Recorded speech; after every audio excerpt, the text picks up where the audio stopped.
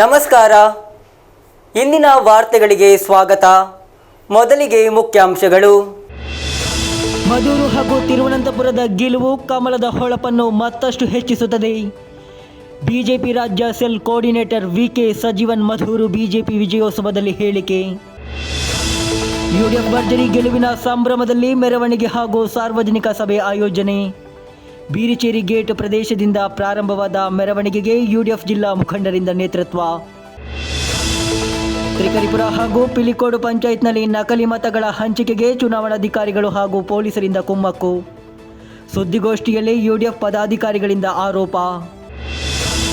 ಕಳ್ಳರ್ ಕೋಟಕುನುವಿನಲ್ಲಿ ಚಿರತೆಯೊಂದು ಮೃತಪಟ್ಟ ಸ್ಥಿತಿಯಲ್ಲಿ ಪತ್ತೆ. ಕೋಟಕುನುವಿನ ಚಾರತ್ ಶಾಜಿ ಎಂಬವರ ಹೊಲದಲ್ಲಿ ಚಿರತೆಯ ಮೃತದೇಹ. ಓಮಾರುತನ್ ದೈವದ ಗುರಾಣಿಯಿಂದ ಏಟು ತಗಲಿ ಯುವಕ ಪ್ರಜ್ಞೆ ತಪ್ಪಿದ ಘಟನೆ. ನೀಲೇಶ್ವರ ಪಳ್ಳಿಕರ ಪಾಲರ್ ಅಧೀನದ ಶ್ರೀ ವಿಷ್ಣುಮೂರ್ತಿ ದೇವಸ್ಥಾನದಲ್ಲಿ ಘಟನೆ. ವಾರ್ತೆಗಳು ವಿವರವಾಗಿ. ಕೇರಳದ ಉತ್ತರ ಭಾಗದಲ್ಲಿ ಬಿಜೆಪಿ ಆಡಳಿತ ಸತತ 46ನೇ ವರ್ಷಕ್ಕೆ ಕಾಲಿಡುತ್ತಿದ್ದಂತೆ ಕೇರಳದ ದಕ್ಷಿಣ ಭಾಗವಾದ ಆಡಳಿತದ ರಾಜಧಾನಿ ತಿರುವನಂತಪುರ ಕಾರ್ಪೊರೇಷನ್ ವಶಪಡಿಸಿಕೊಳ್ಳುವುದು ಕಮಲದ ಹೊಳಪನ್ನು ಮತ್ತಷ್ಟು ಹೆಚ್ಚಿಸುತ್ತದೆ ಎಂದು ಬಿಜೆಪಿ ರಾಜ್ಯ ಸೆಲ್ ಕೋಆರ್ಡಿನೇಟರ್ ವಿಕೆ ಸಜೀವನ್ ಹೇಳಿದರು. Madhur panchayat east west area ಕಮಿಟಿಗಳು ಮಧೂರಿನಲ್ಲಿ ಆಯೋಜಿಸಿದ್ದ ವಿಜಯೋತ್ಸವ ಕಾರ್ಯಕ್ರಮವನ್ನು ಉದ್ಘಾಟಿಸಿದ ಬಳಿಕ ಅವರು ಮಾತನಾಡುತ್ತಿದ್ದರು. ಸೂರ್ಲು ಶ್ರೀ ಗಣೇಶ ಭಜನಾ ಮಂದಿರದಿಂದ ಪ್ರಾರಂಭವಾದ ವಿಜಯೋತ್ಸವ ರ್ಯಾಲಿ ಸಾವಿರಾರು ಜನರು ಭಾಗವಹಿಸಿದ್ದರು.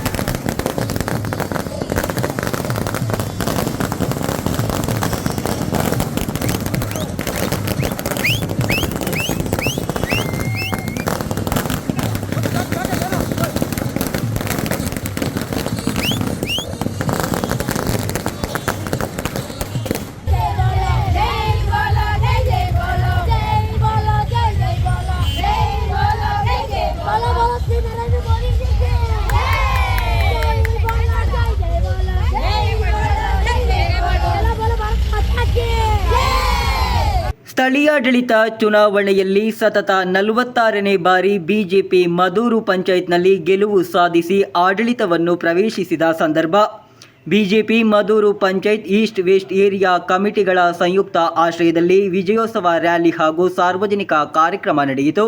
ಸೂರ್ಲು ಶ್ರೀ ಗಣೇಶ ಭಜನಾ ಮಂದಿರದಿಂದ ಪ್ರಾರಂಭವಾದ ವಿಜಯೋತ್ಸವ ರ್ಯಾಲಿಯಲ್ಲಿ ಸಾವಿರಾರು ಜನರು ಭಾಗವಹಿಸಿದ್ದರು. ಸಂಗೀತ ವಾದ್ಯಗಳೊಂದಿಗೆ ಹಾಗೂ ಡಿಜೆಯೊಂದಿಗೆ ನಡೆದ ರ್ಯಾಲಿಯಲ್ಲಿ ಬಿಜೆಪಿ ಕಾಸರಗೋಡು ಜಿಲ್ಲಾಧ್ಯಕ್ಷೆ ಎಂಎಲ್ ಅಶ್ವಿನಿ ನೇತೃತ್ವದಲ್ಲಿ ಕಾರ್ಯಕರ್ತರು ವಿಜಯೋತ್ಸವ ಸಂಭ್ರಮದ ಹೆಜ್ಜೆ ಹಾಕಿದರು. 2 ಗಂಟೆಗಳ ಕಾಲ ನಡೆದ ರ್ಯಾಲಿಯು ಮದೂರು ದೇವಸ್ಥಾನದ ಮುಂದೆ ಸಮಾಪ್ತಿಗೊಂಡಿತು.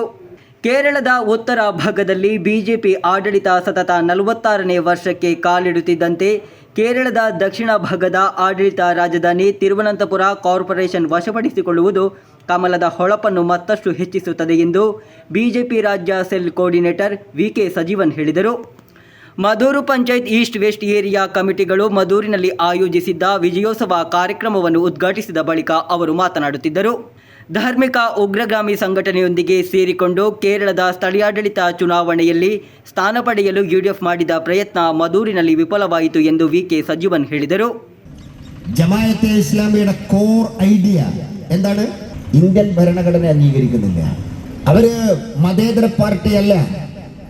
അതിലെല്ലാം ഉപരി അവരുടെ കോർ ഐഡിയ അവർ ഭരണത്തിൽ വന്നാൽ ശരീഅത്ത് നിയമം നടപ്പിലാക്കും എന്നുള്ളതാണ്. അതുകൊണ്ട് ഒരിക്കൽ കൂടി മധൂരിലെ ജനങ്ങളോട് നന്ദി പറയേണ്ടതുണ്ട്. ശരീഅത്ത് നിയമം നടപ്പിലാക്കുമെന്ന് പറയുന്ന ഒരു സംഘടനയെ കൂട്ടുപിടിച്ചുകൊണ്ട് മത്സരിച്ച ആ യുഡിഎഫ് മുന്നണിയെ ഈ മണ്ണിൽ വീണ്ടും വീണ്ടും തറവറ്റിക്കുന്ന ഈ മധൂരിലെ ജനങ്ങളോടുള്ള നന്ദി, ഭാരതീയ ജനതാ പാർട്ടിയുടെ നന്ദി പ്രകടിപ്പിക്കാൻ വേണ്ടി ഞാൻ ആഗ്രഹിക്കുക. BJP Madhur panchayat east area committee ಅಧ್ಯಕ್ಷ ರವಿ ಗಟ್ಟಿ ಅಧ್ಯಕ್ಷತೆ ವಹಿಸಿದರು. ಬಿಜೆಪಿ ಕಾಸರಗೋಡು ಜಿಲ್ಲಾಧ್ಯಕ್ಷೆ ಎಂಎಲ್ ಅಶ್ವಿನಿ, ಜಿಲ್ಲಾ ಪ್ರಧಾನ ಕಾರ್ಯದರ್ಶಿ ಪಿಆರ್ ಸುನಿಲ್, ಜಿಲ್ಲಾ ಉಪಾಧ್ಯಕ್ಷ ಪಿ ರಮೇಶ್, ಜಿಲ್ಲಾ ಸೆಲ್ ಕೋರ್ಡಿನೇಟರ್ ಸುಕುಮಾರನ್ ಕುದುರೆಪಾಡಿ, ಮಾಜಿ ಪಂಚಾಯತ್ ಅಧ್ಯಕ್ಷ ಕೆ ಗೋಪಾಲಕೃಷ್ಣನ್, ಮದೂರು ಪಂಚಾಯತ್ ಪ್ರಧಾನ ಕಾರ್ಯದರ್ಶಿ ಧನಂಜಯನ್ ಮದೂರ್, ವೆಸ್ಟ್ ಏರಿಯಾ ಕಮಿಟಿ ಅಧ್ಯಕ್ಷ ಮಾಧವ ಮಾಸ್ಟರ್, ಪ್ರಧಾನ ಕಾರ್ಯದರ್ಶಿ ಗಣೇಶ್ ಮೀಪುಗುರಿ ಮುಂತಾದವರು ನೇತೃತ್ವ ವಹಿಸಿದರು. News bureau Kasaragod. ಯುಡಿಎಫ್ ಭರ್ಜರಿ ಗೆಲುವಿನ ಬಗ್ಗೆ ಸಂಭ್ರಮ ವ್ಯಕ್ತಪಡಿಸುತ್ತಾ ಯುಡಿಎಫ್ ತ್ರಿಕರಿಪುರದಲ್ಲಿ ಮೆರವಣಿಗೆ ಹಾಗೂ ಸಾರ್ವಜನಿಕ ಸಭೆಯನ್ನು ನಡೆಸಿತು. ವಿಜೇತರನ್ನು ಮುಂದಿರಿಸಿಕೊಂಡು ಬಿರಿಚೇರಿ ಗೇಟ್ ಪ್ರದೇಶದಿಂದ ಪ್ರಾರಂಭವಾದ ಮೆರವಣಿಗೆಗೆ ಯುಡಿಎಫ್ ಜಿಲ್ಲಾ ಮುಖಂಡರು ನೇತೃತ್ವ ನೀಡಿದರು.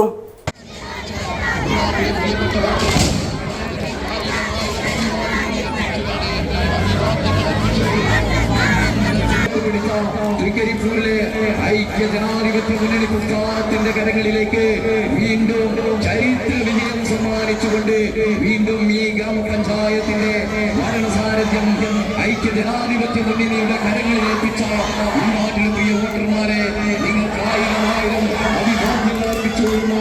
അഭിനന്ദനത്തിന്റെ പൂച്ചകൾ പ്രിയപ്പെട്ടവരെ, സമാനതകളില്ലാത്ത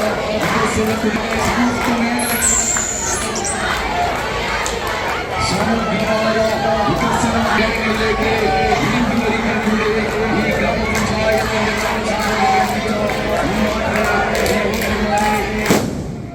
നിങ്ങൾ വിജയിപ്പിച്ച നിങ്ങളുടെ സ്ഥാനാർത്ഥിയെ നയിച്ചിട്ടുള്ള ഇതാ ഈ വിജയാഹ്ലാദ പ്രകടനമാണ്. അനുവദിക്കുക, അനുമോദിക്കുക, അനുമോദനത്തിന്റെ 1000 പൂച്ചെണ്ടുകൾ അർപ്പിക്കുക.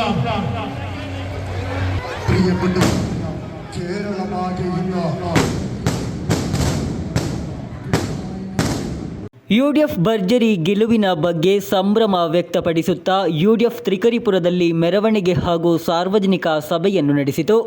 ವಿಜೇತರನ್ನು ಮುಂದಿರಿಸಿಕೊಂಡು ಬಿರಿಚೇರಿ ಗೇಟ್ ಪ್ರದೇಶದಿಂದ ಪ್ರಾರಂಭವಾದ ಮೆರವಣಿಗೆಗೆ ಯುಡಿಎಫ್ ಜಿಲ್ಲಾ ಮುಖಂಡರು ನೇತೃತ್ವ ನೀಡಿದರು. ತ್ರಿಕರಿಪುರ ಗ್ರಾಮ ಪಂಚಾಯಿತಿಗೆ ಹೊಸದಾಗಿ ಆಯ್ಕೆಯಾದ 20 ಸದಸ್ಯರು ಹಾಗೂ ನೀಲೇಶ್ವರ ಬ್ಲಾಕ್ ಪಂಚಾಯಿತಿಗೆ ತ್ರಿಕರಿಪುರ ಪಂಚಾಯತ್ ಪ್ರದೇಶದಿಂದ ಆಯ್ಕೆಯಾದ 3 ಸದಸ್ಯರನ್ನು ಮುಂದಿರಿಸಿಕೊಂಡು ಬಿರಿಚೇರಿ ಗೇಟ್ ಪ್ರದೇಶದಿಂದ ಪ್ರಾರಂಭವಾದ ಮೆರವಣಿಗೆಯಲ್ಲಿ ನೂರಾರು ಮಹಿಳೆಯರು ಸೇರಿದಂತೆ ಸಾವಿರಾರು ಜನರು ಭಾಗವಹಿಸಿದ್ದರು. ನಗರ ಸುತ್ತಿ ಬಸ್ ನಿಲ್ದಾಣದ ಪರಿಸರದಲ್ಲಿ ಮೆರವಣಿಗೆ ಸಮಾಪ್ತಿಗೊಂಡಿತು. ಬಳಿಕ ನಡೆದ ಸಾರ್ವಜನಿಕ ಸಭೆಯನ್ನು ಮುಸ್ಲಿಂ ಲೀಗ್ ಜಿಲ್ಲಾ ಕಾರ್ಯದರ್ಶಿ ಎಜಿಸಿ ಬಶೀರ್ ಉದ್ಘಾಟಿಸಿದರು. 4 കോർപ്പറേഷനും യുഡിഎഫ് തിരിച്ചു പിടിച്ചിരിക്കുന്നു. പ്രിയപ്പെട്ടവരെ, അഭൂതപൂർവമായ വിജയം. കൊല്ലം എന്ന് പറയുന്നത്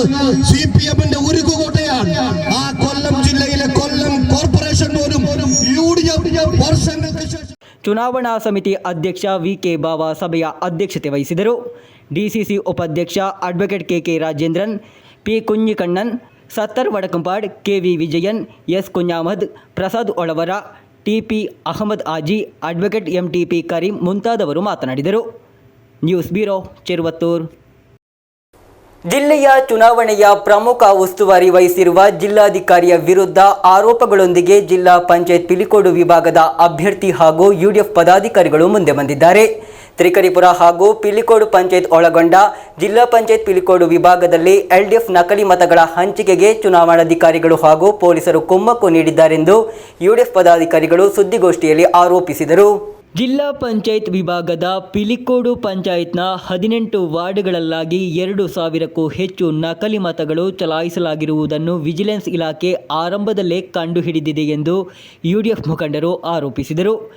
ಪಿಲಿಕೋಡಿನ ವಿವಿಧ ಮತಗಟ್ಟೆಗಳಲ್ಲಿನ ಮತಗಟ್ಟೆ ಅಧಿಕಾರಿಗಳು ಚುನಾವಣಾ ಆಯೋಗವು ಸೂಚಿಸಿದ್ದ ಗುರುತಿನ ಚೀಟಿಗಳನ್ನು ಪರಿಶೀಲಿಸಿ ದೃಢೀಕರಿಸದೆ, ತೋರುಬೆರಳಿನ ಮೇಲಿನ ಶಾಯಿ ಗುರುತನ್ನು ಸಹ ಪರಿಶೀಲಿಸದೆ ನಕಲಿ ಮತಗಳನ್ನು ಚಲಾಯಿಸಲು ಅವರು ಕುಮ್ಮಕ್ಕು ನೀಡಿದ್ದಾರೆ ಎಂದು ಯುಡಿಎಫ್ ಮುಖಂಡರು ಆರೋಪಿಸಿದರು.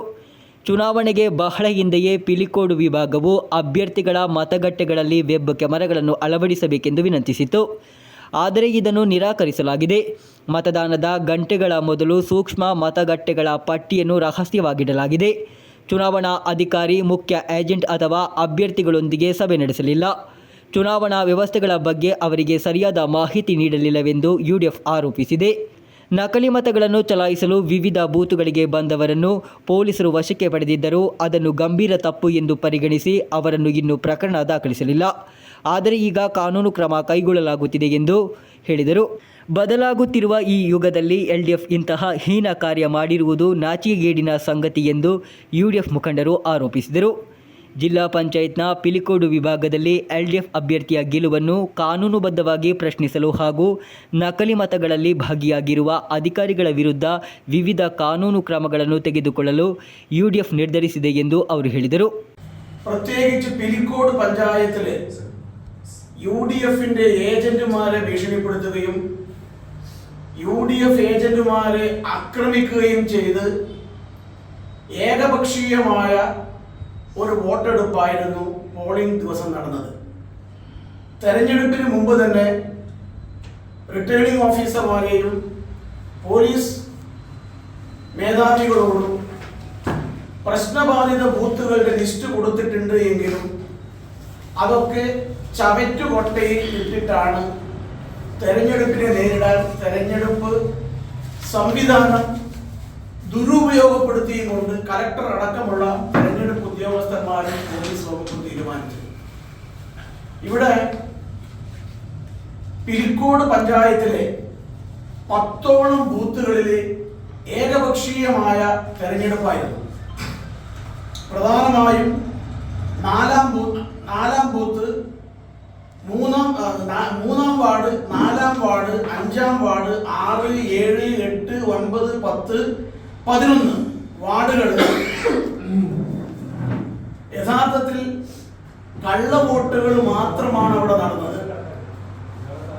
യഥാർത്ഥ വോട്ടർമാരെ അകത്ത് കടത്താനോ നിർഭയമായി വോട്ട് ചെയ്യാനോ ഉള്ള സാഹചര്യം ഇലക്ഷൻ കമ്മീഷൻ ഉണ്ടാക്കിയില്ല.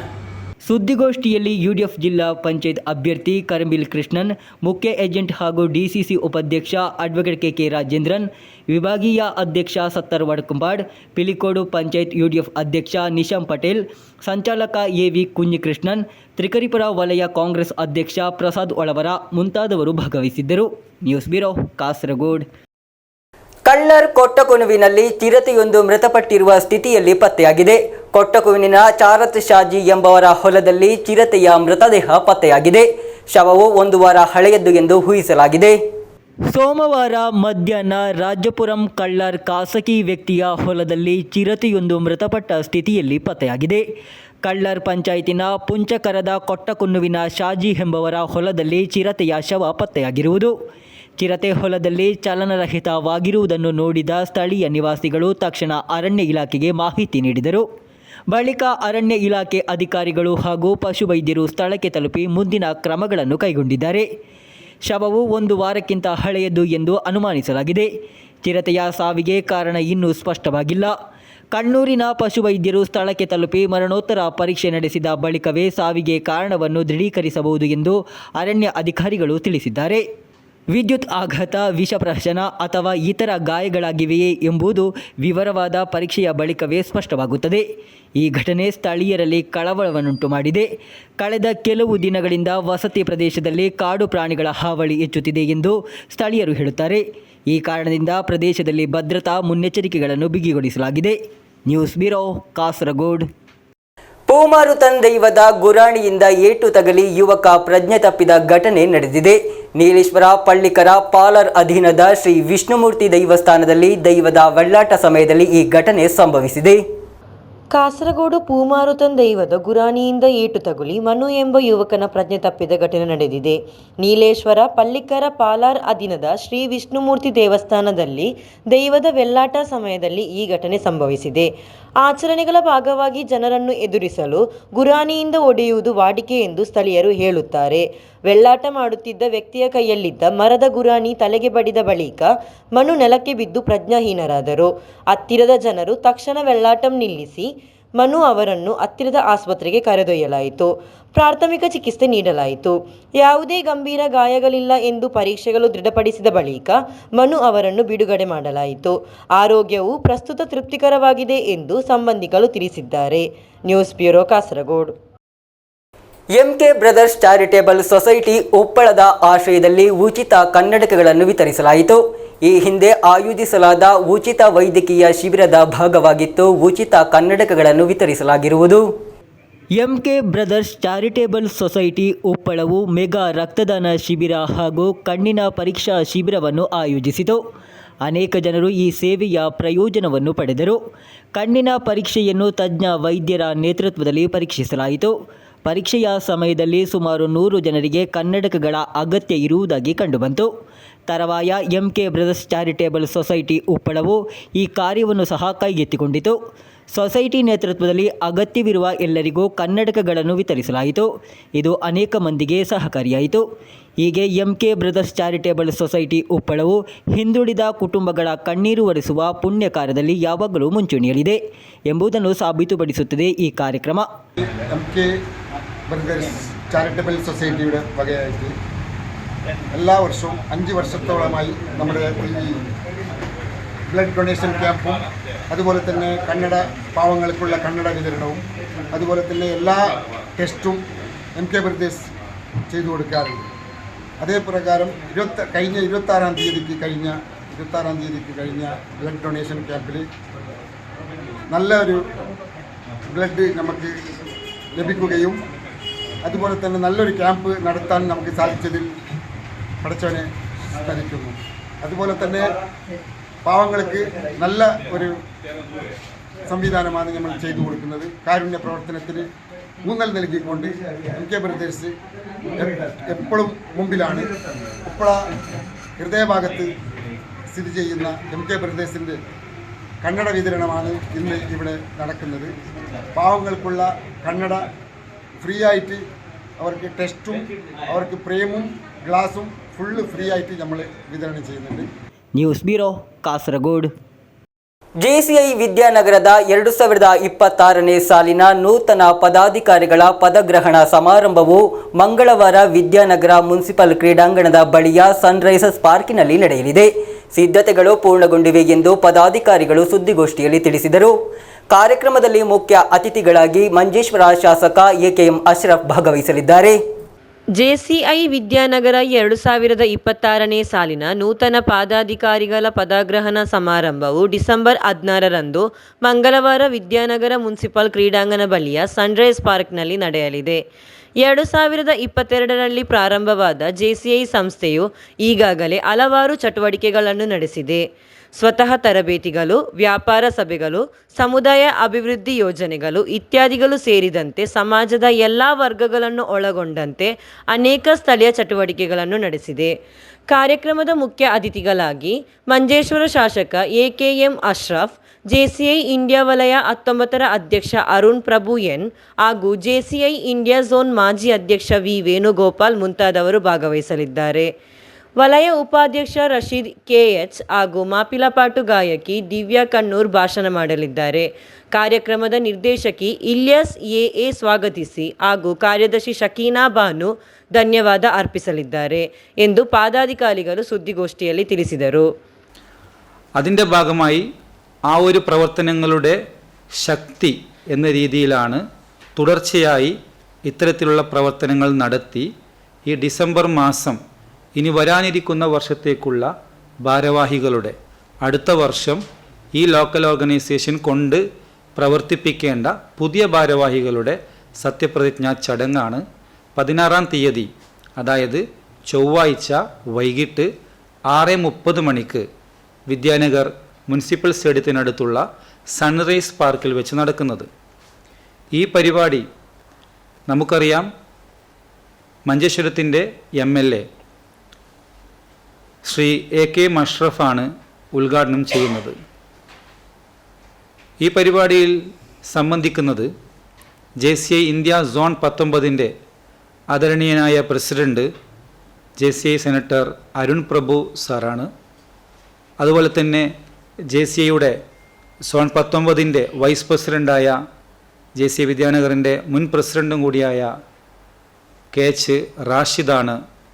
അതുപോലെ തന്നെ മുഖ്യ പ്രഭാഷണം നടത്തുന്നത് JCI ഇന്ത്യയുടെ മുൻ പ്രസിഡൻറ്റും JCIയുടെ നാഷണൽ ട്രെയിനറും ഇൻ്റർനാഷണൽ ട്രെയിനറുമായ PPP വി വേണുഗോപാലൻ സാറാണ് മുഖ്യ പ്രഭാഷണം നടത്തുന്നത്. ಅಧ್ಯಕ್ಷ ಅನೀಶ್ ಆರ್, ಕಾರ್ಯದರ್ಶಿ ಶಕೀನಾ ಬಾನು, ಕೋಶಾಧಿಕಾರಿ ದಿವ್ಯಾ ಸುನಿಲ್ ಸುದ್ದಿಗೋಷ್ಠಿಯಲ್ಲಿ ಉಪಸ್ಥಿತರಿದ್ದರು. News bureau, Kasaragod. ಬಟ್ಟೆ ಉದ್ಯಮದಲ್ಲಿ ಹೆಮ್ಮೆ ಮೂಡಿಸಿರುವ ಕಾಸರಗೋಡಿನ ಮುಬಾರಕ್ ಸಿಲ್ಕ್ ತನ್ನ ಪ್ಲಾಟಿನಂ ಜುಬ್ಲಿಯನ್ನು ಆಚರಿಸುತ್ತಿದೆ. ಆಚರಣೆಯ ಭಾಗವಾಗಿ ಬಂಪರ್ ಸೇಲ್ ಆರಂಭವಾಗಿದೆ. 4 ದಿನಗಳಿಂದ ನಡೆಯುತ್ತಿರುವ ಬಂಪರ್ ಸೇಲ್ ಬಟ್ಟೆಗಳ ಮೇಲೆ ಭಾರಿ ಕೊಡುಗೆಗಳನ್ನು ನೀಡುತ್ತಿದೆ. ಬ್ರ್ಯಾಂಡ್ ಯಾವುದೇ ಆಗಿರಲಿ, ಆಫರ್ನಲ್ಲಿ ಯಾವುದೇ ಕಾಂಪ್ರಮೈಸ್ ಇಲ್ಲ ಎಂಬ ಟ್ಯಾಗ್ ಲೈನ್ನೊಂದಿಗೆ ಬಂಪರ್ ಸೇಲ್ ಕಾಸರಗೋಡಿಗೆ ಅತ್ಯುತ್ತಮ ಶಾಪಿಂಗ್ ಅನುಭವವನ್ನು ಒದಗಿಸುತ್ತಿದೆ.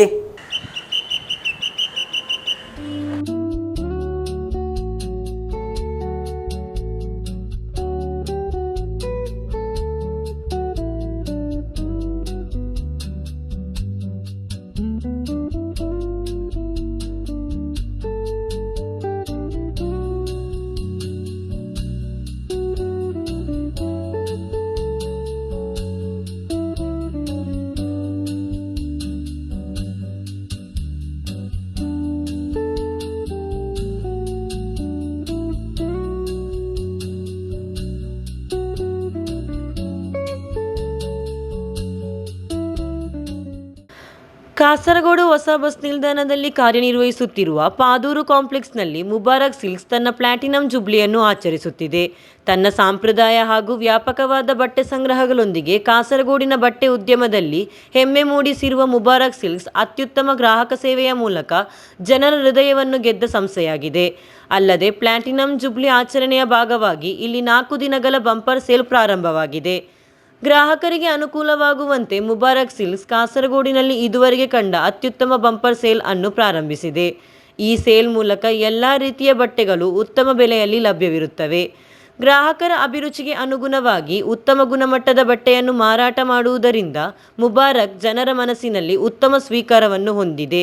ಗ್ರಾಹಕರಿಗೆ ಉತ್ತಮ ಕೊಡುಗೆಗಳೊಂದಿಗೆ ಪ್ಲಾಟಿನಂ ಜುಬ್ಲಿ ಆಚರಣೆಯ ಭಾಗವಾಗಿ ಬಂಪರ್ ಸೇಲ್ ಅನ್ನು ಸಿದ್ಧಪಡಿಸಲಾಗಿದೆ ಎಂದು മുബാരക് സിൽക്സ് ആഡളിത പ്രതിനിധികൾ ತಿಳಿಸಿದ್ದಾರೆ.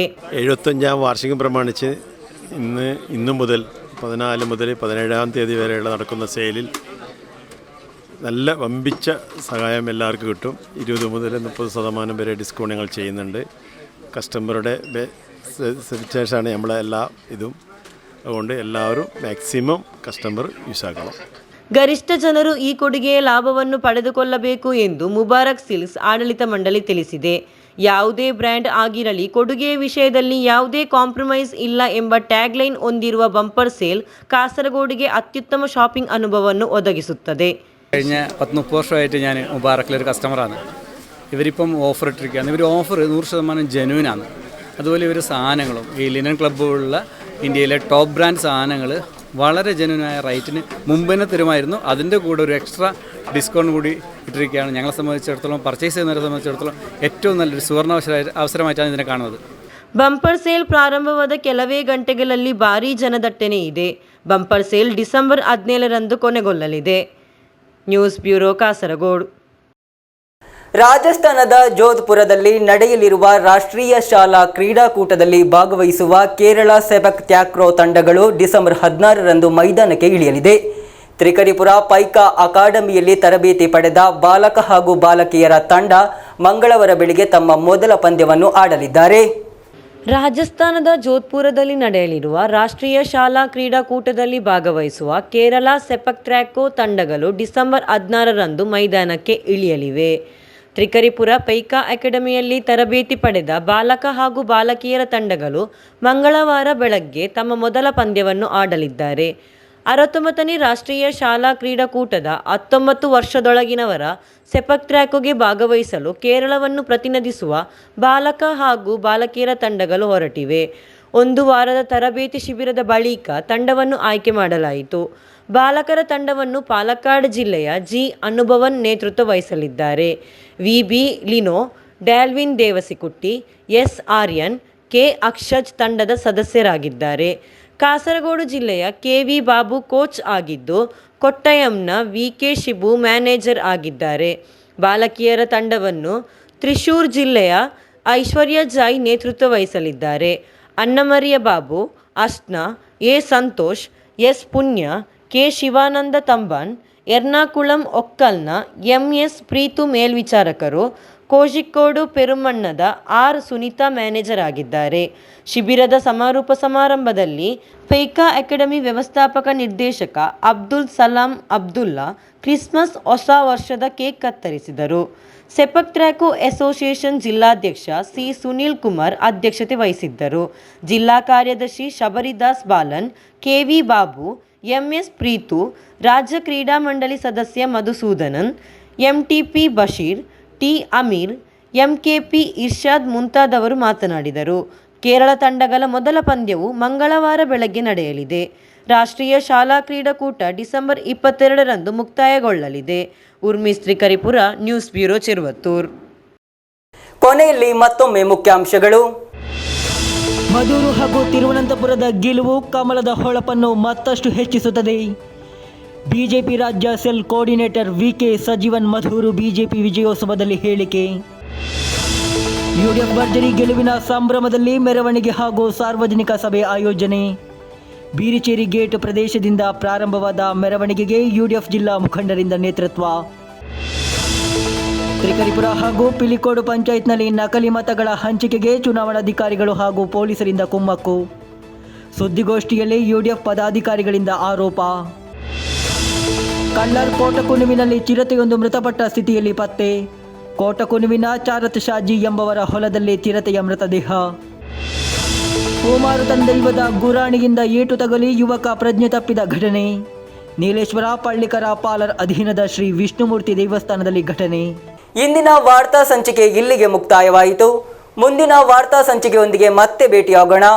ವಂದನೆಗಳು.